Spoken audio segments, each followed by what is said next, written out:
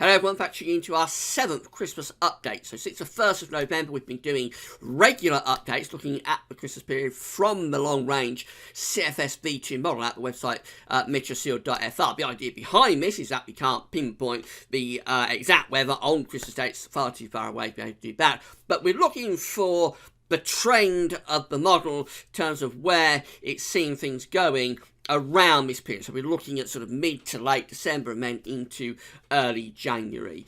So far we haven't really had a trend, but we have had more colder updates, I think, this year than any other year when we've been doing this. I've been doing these Christmas updates every year since I think 2013, maybe even 2012. And generally, most of them have tended to be mild. But this year, it does seem as though we're getting more updates. So we've only done 6 updates for this one, and at least a couple of those were cold around Christmas, and the 4th one was actually very cold indeed.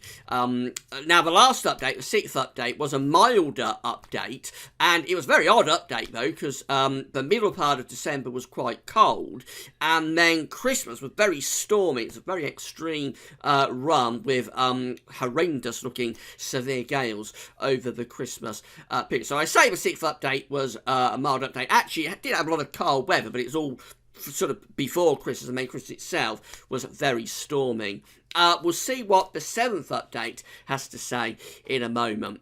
Before we get on with that, just to say about the ads, there's links to articles on all the pages. If you have a browse widgets and click through the links, you'll be having us to pay for the website. Thanks very much for doing that. The Christmas shop is open. We opened it when we did the first update on the 1st of November. So if you've got any Christmas shop to do at Amazon between now and Christmas, just click the green button that says Christmas shop, and then from there you go to our Christmas page where there's snowflakes, and you get a Merry Christmas from Gaz Brothers. But the key to it all is to click through the Amazon banners. It takes you directly to Amazon where you can do your Christmas shopping, and we get a royalty on the things that you're buying. Thanks very much for doing that. You've got plenty of time to get those Christmas presents in, of course. So the website we're using, as I've already said, is meteorseal.fa. You can find the link to the website on the links page. We're using the CFS 9-monthly forecast and the midday. We always try and use the same run all the time, and then we can't be told off anybody for cherry picking these out. Just how the charts come out today in terms of the midday run, and it was generated midday yesterday, 13th of November. So you've got to have a look at these charts yourself. You can go to Meteorseal, and that's what you've got to look for. Right, let's get on. We're going to start on the 10th of December, and this one is showing high pressure sitting around the UK and down into Western Europe as well. That's quite mild. It's bringing the air up from the middle part of the Atlantic and dumping it around the top. So I would have thought a lot of cloud with that, mild temperatures. England and Wales possibly quite cold under frost and fog because you're close to that ridge, but that's more so for France, and generally it isn't a particularly cold situation.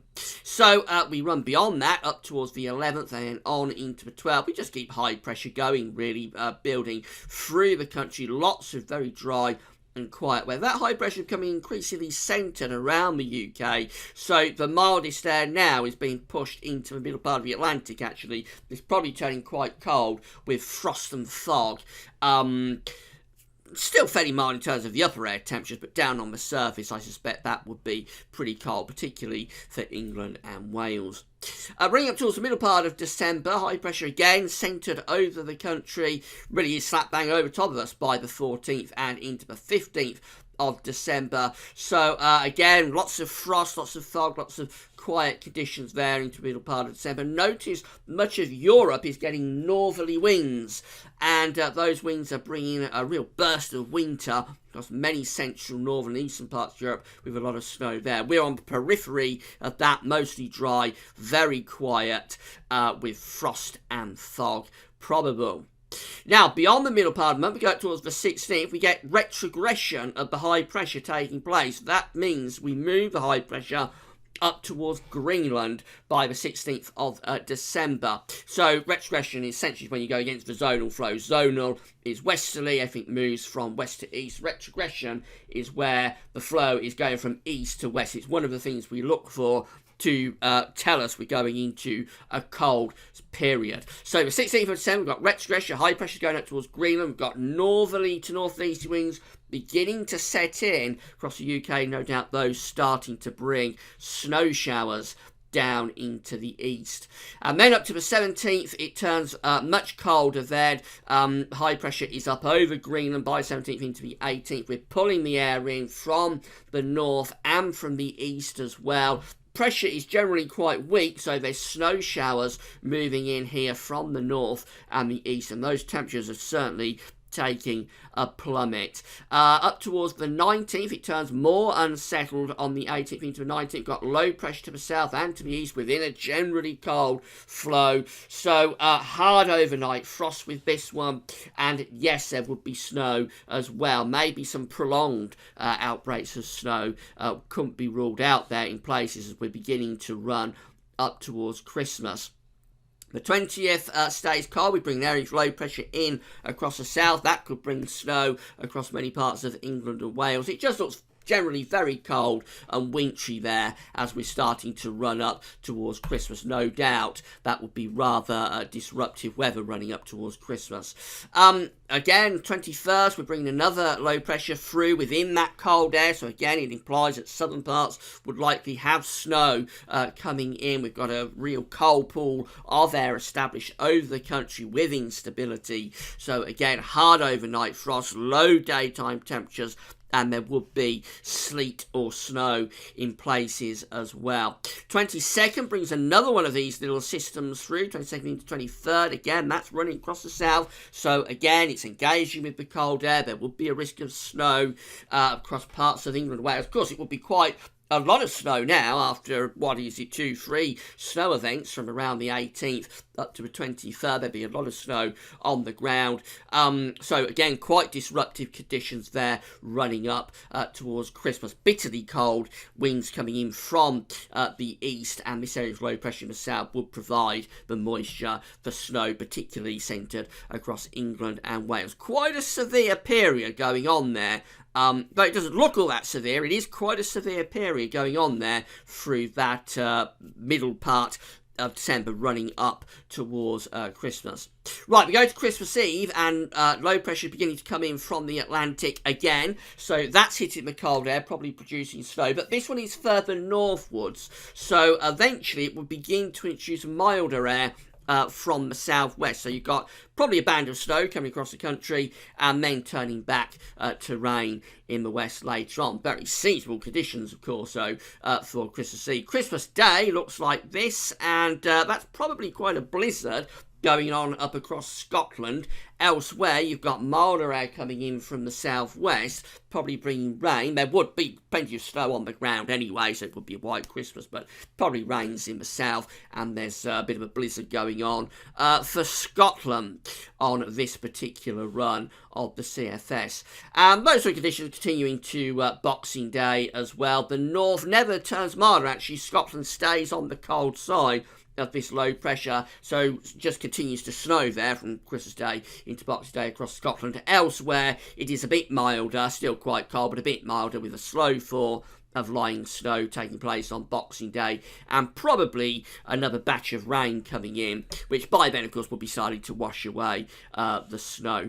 And then beyond Christmas, that low pressure gets out of the way. Look at this, on the 27th, we're turning winds back into the north again, so it never gets milder for Scotland, and those cold north to northeast winds eventually come back down across the country again on the 27th of December. It's a very cold update tonight from CFS V2.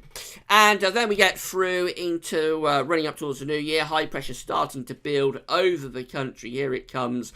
And the air is a little bit less cold here, but I think with this high pressure, we're probably still getting a lot of frost and fog. This is how New Year's Eve is looking, high pressure dominating. So I would have thought frost and fog is the main concern there as we're running up towards New Year. It's a bit less cold, but still cold enough. New Year's Day, first day of 2017, looking like this, getting high pressure dominating, so frosty, foggy conditions taking us into the start of the new year. And that high pressure just sticks around then through the first week of January, no doubt producing more frost and foggy weather. The real interest on this update is from around the 18th of December running up towards Christmas and then over the Christmas period.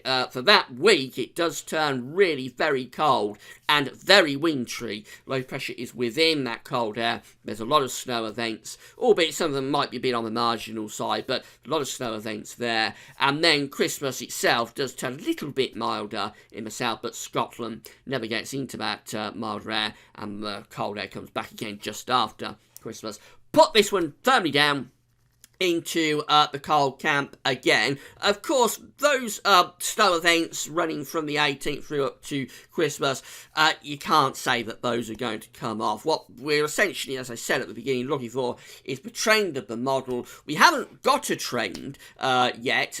Each run tends to be different, but what we can say is that we are getting many more cold updates than we've had when we've done this over the past few years. Now, it may be that the model is leading us up the garden path. Eventually, you're going to swing into a mild trend and it'll just run and run with it. But right now, it is very interesting that around this period, mid to late December, we are getting a lot of updates that at least contain some cold and snowy conditions. Tonight is a good example of that. We shall see what the 8th update has to say on Wednesday evening. Will that be another cold and wintry one?